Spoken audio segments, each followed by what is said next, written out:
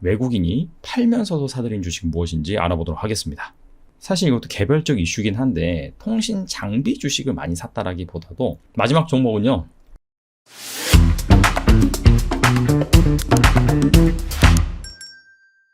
자, 최근 들어서 국내 증시가 주춤하고 있습니다. 코스피 같은 경우에는 다시 2600선을 내줬고요. 코스닥 지수 역시 정고점 부근에서 다시 조정을 받고 있는 상황입니다. 수급 관점에서 살펴보면 외국인 투자자의 수급이 확실히 부정적으로 돌아선 것을 확인할 수가 있겠죠. 코스피 같은 경우에는 외국인이 지난주에만 5일 연속 계속해서 팔아서 1조 원어치 넘게 순매도를 했고요. 코스닥 지수를 보시면은 6월 22일을 제외하고는 다 순매도를 한 상황입니다. 원달러 환율이 다시 1,300원을 넘어서는 등 매크로 환경 역시 부정적으로 작용하고 있는데요.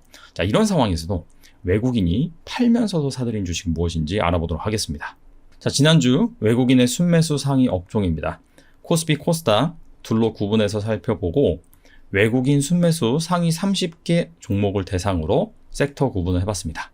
코스피 시장에선 반도체 압도적으로 많이 샀습니다. 50% 정도 샀고요. 그 다음이 바로 기계입니다. 근데 기계 같은 경우에는 코스피에서 이 시가총액 비중이 높지가 않습니다. 뭐 반도체, 2차전지, 바이오, 인터넷 이 정도인데 사실 기계 같은 경우에는 작음에도 불구하고 27% 정도로 쓸어 담았다. 두 종목에 집중이 됐는데 바로 현대로템과 한화 에어로스페이스입니다. 방산 쪽에는 계속해서 호재가 있죠. 윤석열 대통령이 베트남을 방문을 하고 조만간 또 프랑스를 방문을 하는데 여기에 K방산이 동행을 하고 있습니다. 가는 곳마다 추가 수주를 따낼 것이라는 기대감이 있고요. 단순히 기대감만 있는 것이 아니라 올 들어서 계속해서 K방산 수출액이 늘어나고 있습니다. 업계에 따르면은 올해 25조 8천억 원 정도 그 정도 수출을 할 것으로 예상이 되는데 이 부분이 사상 최대입니다. 자, 그런 부분에서 방산 쪽으로 계속해서 수급이 유입되고 있다. 주가도 그래서 많이 오르긴 했습니다. 그래서 그 부분을 여러분들이 감안을 하시면 좋을 것 같고 코스닥 시장 살펴보면 의료기기가 28%, 그 다음에 통신, 반도체 순으로 많이 샀습니다. 의미 있는 매수 규모는 한 이 정도인 것 같아요. 의료기기 쪽에서는 개별 종목 이슈가 좀 커요. 이오플로 여기 같은 경우에는 해외 공개 매수가 이슈가 있죠. 그래서 외국인 투자자의 매수세가 계속해서 유입이 되고 있는 상황이고요. 이건 말고도 클래시스라든지 국내 이 수출 중심의 의료기기 업체 쪽으로 외국인의 매수세가 계속해서 유입이 되고 있습니다.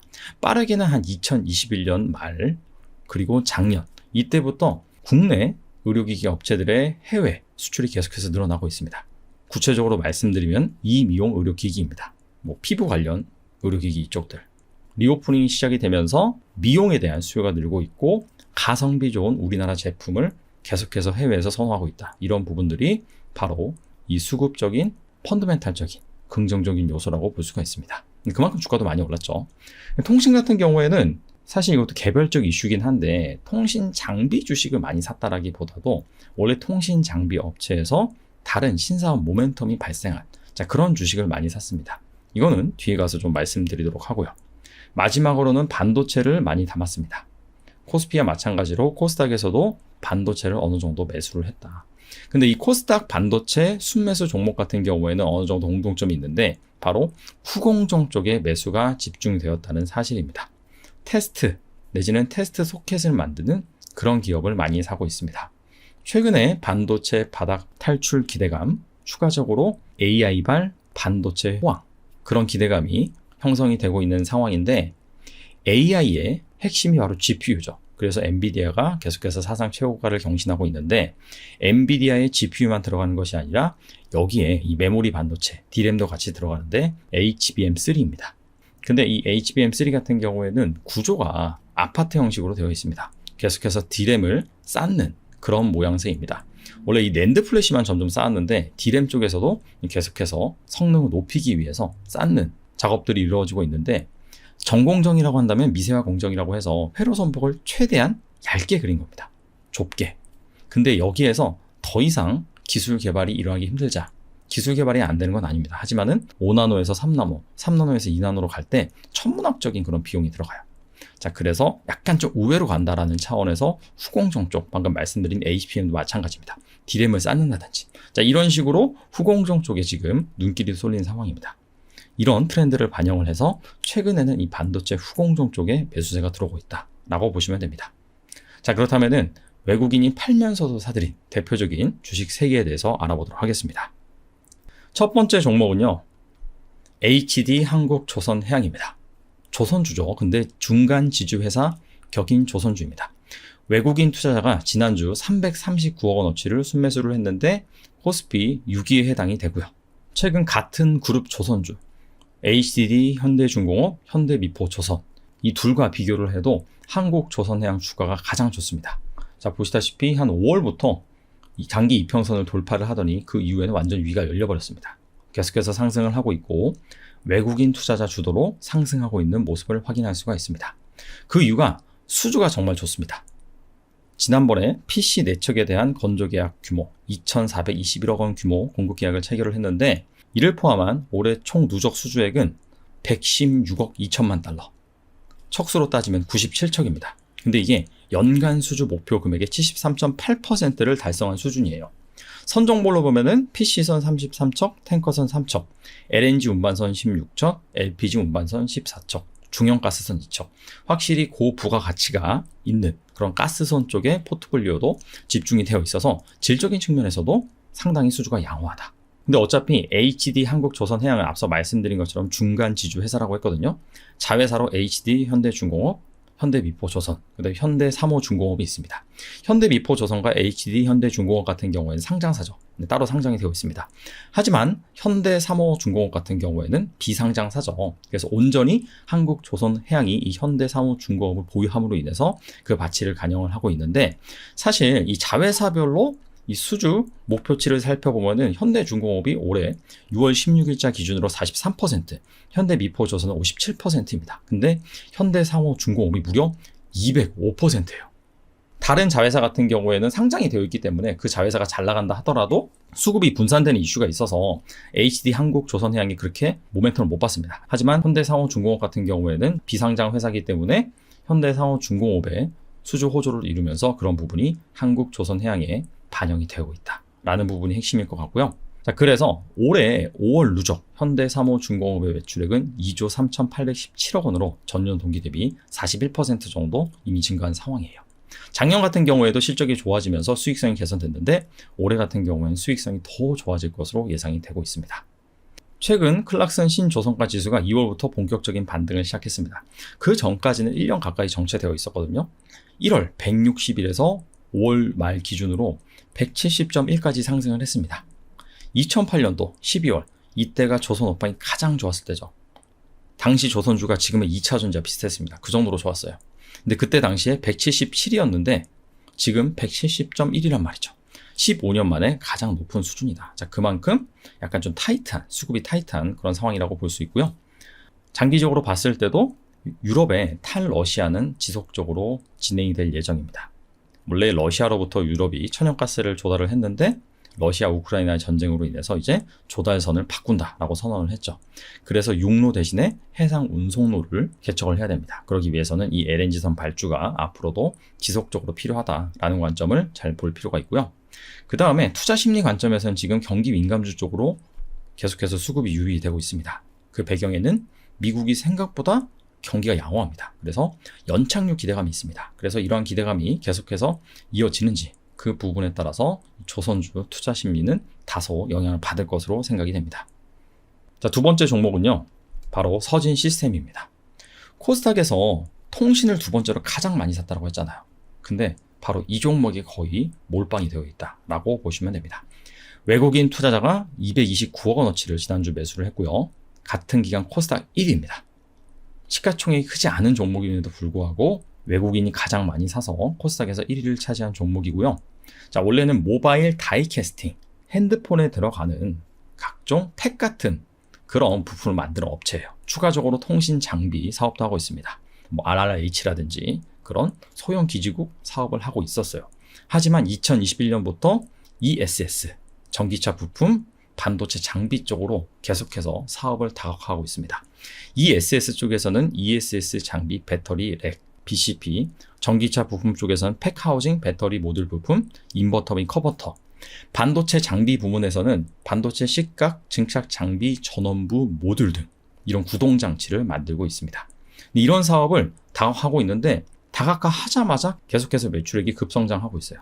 일단 연결 기준으로 실적을 보시면은 2021년에 6,061억 원, 영업이익은 580억인데 올해 이 컨센서스를 보니까 거의 1조 2천억 원, 영업이익 같은 경우에도 1,000억 원을 넘었을 것으로 예상이 되고 있습니다. 그게 바로 신사업에서 가시적인 성과가 나오고 있기 때문인데, 앞서 말씀드린 신사업이 반도체 장비 부품, ESS 부품, 추가적으로 전기차 부품, 이런 부분인데, 일단 이 회색이 ESS입니다. 2020년만 하더라도 304억 원의 매출액이었는데 작년 같은 경우에 1,900억 원, 6배가 넘게 증가를 했고요. 같은 기간 반도체 장비 부품 같은 경우에도 338억 원에서 1,478억 원, 거의 한 4, 5배 정도 증가를 했습니다. 그리고 새롭게 등장한 이게 바로 전기차 부품입니다. 2021년까지만 하더라도 따로 이렇게 분류를 안 했었어요. 이 전기차 부품 관련해서는. 근데 2022년부터 분류를 하면서 연간 477억 원의 매출액을 기록을 하고 있고요. 올해 1분기 같은 경우에도 224억 원, 작년에 거의 절반 수준의 부품 매출액이 발생을 했습니다. ESS 같은 경우에는 올해 1분기 619억 원으로 전년 동기 대비 347%나 성장을 했고요. 반도체 장비 역시 전년 동기 대비 83%. 그래서 이 신사업 부문에 대한 성장은 계속해서 이어지고 있다. 이 중에서 가장 눈에 띄는 것이 바로 이 ESS 분야입니다. 이 ESS 분야에서 글로벌 탑5 고객사 대부분을 확보하고 있어요. 1위, 4위, 5위. 여기에다가 ESS의 캐비넷 등의 부품을 계속해서 수주를 하고 있고 납품을 하고 있는 상황입니다. 사실 우리가 2차 전지를 전기차 이쪽만 국한해서 보는 경향이 있는데, 이거와 버금가는 시장이 바로 ESS 시장입니다. BNEF에 따르면 2021년부터 2030년까지 글로벌 ESS 시장이 2,620억 달러, 우리나라 돈으로는 300조 원이 좀 넘죠. 연평균 42% 성장할 것으로 예상이 되고 있습니다. 성장할 수밖에 없는 게 이것도 사실 전기차 때문이에요. 왜냐하면은 전기차가 글로벌리 계속해서 보급이 확산이 된다라고 한다면은 전기가 부족합니다. 지금 현재 발생하는 전기로는 도저히 이게 충당이 안 됩니다. 그리고 어차피 우리가 전기차를 쓰는 이유가 환경을 위해서 쓰는 건데, 화석 연료를 계속해서 돌려서 전기를 생산해봤자 의미가 없겠죠. 그래서 신재생 에너지 투자가 대대적으로 일어나야 되는데, 신재생 에너지의 단점은 항상성이 부족해요. 꾸준히 만들 수가 없다. 잘 만들어지기도 하지만은 잘 안 만들어질 때가 있다. 그러기 위해서는 잘 만들어질 때 생산된 전기를 잘 저장을 해야 되는데, 그게 바로 ESS 시스템이다. 한간에는 수소 연료 탱크, 여기에다가도 저장하는 그런 시장도 커지고 있는데, 아직까지는 뭐가 100% 이긴다라고 볼 수는 없고, 이 두 개가 병행해서 성장할 것으로 예상이 되고 있습니다. 자, 아무쪼록 이 ESS 시장, 이쪽도 상당히 많이 성장을 하는데 서진 시스템이 거기에 수혜를 받고 있다라고 보시면 될 것 같아요. 근데 이렇게 실적이 증가함에도 불구하고 생각보다 주가 같은 경우에는 뭐 안정적으로 상승하지 못하고 변동성이 좀 큰 상황입니다. 이게 왜 그러냐면 외국인 지분율의 변동성이 크기 때문이에요. 외국인 수급에 따라서 다소 움직이는 종목인데, 외국인의 수급이 일관적이지가 않고 다소 좀 변동성이 있습니다.